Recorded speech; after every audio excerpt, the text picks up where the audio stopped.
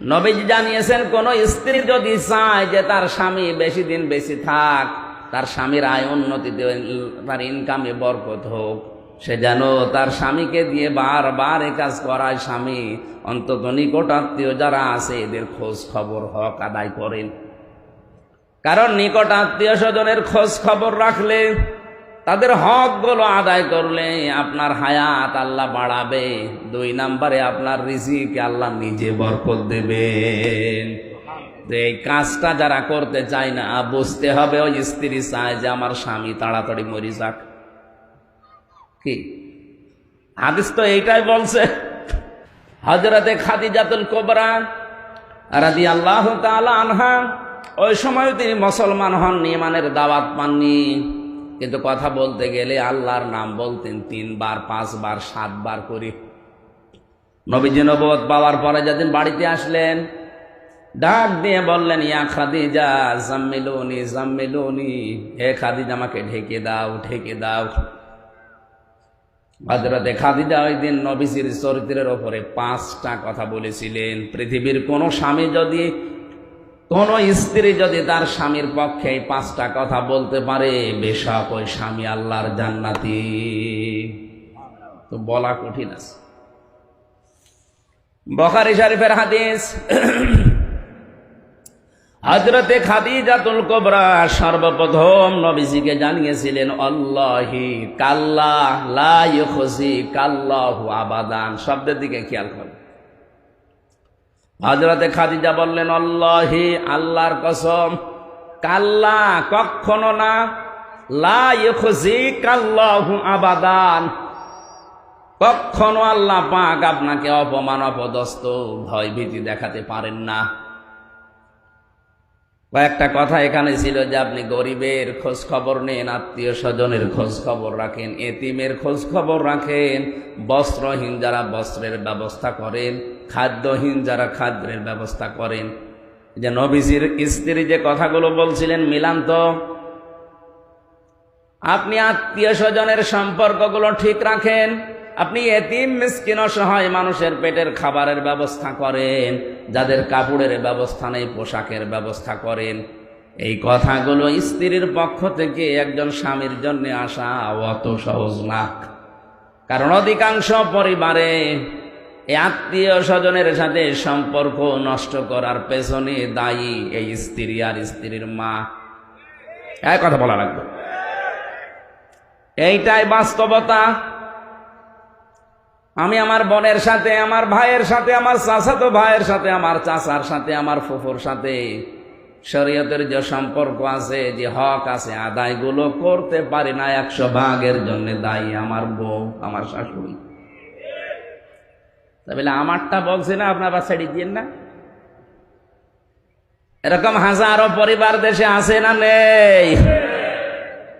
নবীজি জানিয়েছেন, কোন স্ত্রী যদি চায় যে তার স্বামী বেশি দিন বেশি থাক, তার স্বামীর আয় উন্নতিতে, তার ইনকামে বরকত হোক, সে যেন তার স্বামীকে দিয়ে বারবার এ কাজ করায়। স্বামী অন্তত নিকট আত্মীয় যারা আছে এদের খোঁজ খবর হক আদায় করেন।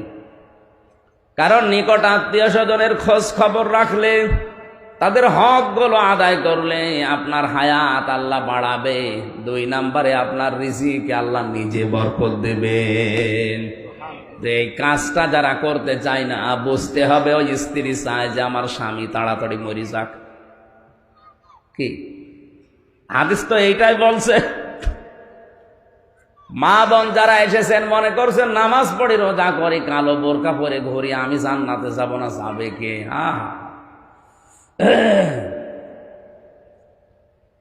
দুইজন মানুষকে এই পৃথিবীতে বড় বড় 2টা পুরস্কারের ঘোষণা আমরা জানি। হযরতে খাদিজাতুল কুবরাকে আল্লাহ সালাম দিয়েছেন জীবিত অবস্থায়, আর হযরতে আসিয়াকে আল্লাহ জিন্দা অবস্থায় জান্নাতে ঘর দেখিয়েছেন। এই 2জন মহিলার পুরা জীবন আমি পড়ে পেয়েছি, 2জনেই আল্লাহর পুরস্কার পেয়েছেন। একজন সালাম আর একজন ঘর, 2টা পুরস্কার পেয়েছেন স্বামী ভক্তি করার কারণে।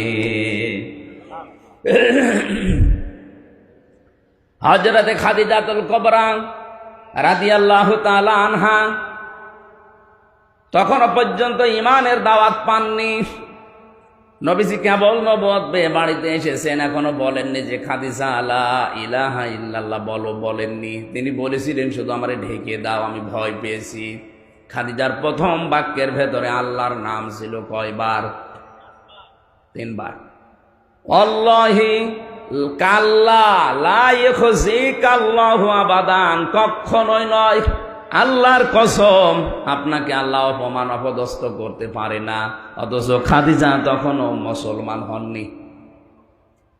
আল্লাহ একজন আছে, যদি বিশ্বাসী না করবে, এতবার আল্লাহর নাম আসছে কোন কায়দায়? আপনি মনে করছেন আমি কালেমা পড়ে বসে আছি, আমার ইমান আছে না। 3টা শর্ত যদি না মানতে পারে তার ইমানের দাম নেই। আর ইমান যে কখন ভেঙে গেছে আপনি টেরও তো পাননি। কয়টা কারণে ওযু ভেঙে যায়, নামাজ ভেঙে যায়? কয়টা কারণে? হ্যাঁ, আমল ভেঙে যায়, নষ্ট হয়ে যায় কয় কারণে? 2 কারণে। কয় কারণে? ইমান ভেঙে যায় 10 কারণে। তার আমি গুরুত্বপূর্ণ পয়েন্টটা বলছি, কারণ এই শব্দের সাথে রিলেটেড।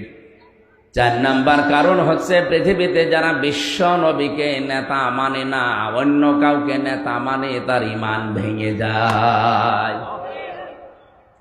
দলিল সূরা ইয়াসিন। ইয়া মানে হে, সিন মানে সাজ্জেদ। তাফসিরে কাবীর মুফাসসির লিখেছেন সিন শব্দের অর্থ 5টা। সিন মানে সাজ্জিদুল আলামিন, সিন মানে সাজ্জিদুল বাশার, সিন মানে সাজ্জিদুল কাওনাইন, সিন মানে সাজ্জিদুল আম্বিয়া, সিন মানে সাজ্জিদুল মুরসালিন। এর 2য় নম্বরে কি ছিল? সাজ্জিদুল বাশার। সাজ্জিদুল বাশার মানে মানুষ। বলেন বলেন, মানুষ হিসাবে কেউ যদি দাবি করে আর রাসূলুল্লাহকে নেতা না মানে, ও মানুষ নেই এই আয়াত অনুযায়ী, অন্য কিছু। আমি কি আরো একটু নিচে নামবো? হ্যাঁ, নামবো কোথায়? এরপরেও যদি না বোঝার ভান করে থাকেন, আমার কিছু করার নেই। আপনার ইমান আছে না গেছে আপনি বা টের পান।